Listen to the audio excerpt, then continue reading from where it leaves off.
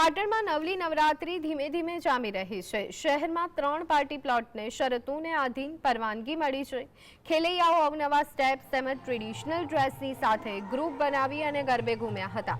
યુવાનોમાં અનેરો ઉત્સાહ જોવા મળ્યો। પાર્ટી પ્લોટમાં ઓર્કેસ્ટ્રાના સથવારે ખેલૈયાઓ ગરબા રમ્યા। યુવક યુવતીઓએ 1 મહિનાના ગરબા ક્લાસીસમાં અવનવા સ્ટેપ સાથે તાલીમ લીધી હતી। ખેલૈયાઓ સંગીત અને લાઇટિંગના ઝગમગાટની વચ્ચે મોડી રાત સુધી ગરબે ઝૂમ્યા હતા। નવરાત્રીમાં લોકો સુરક્ષિત રીતે ભાગ લે તે માટે સુરક્ષાના તમામ પગલાં લેવાયા છે।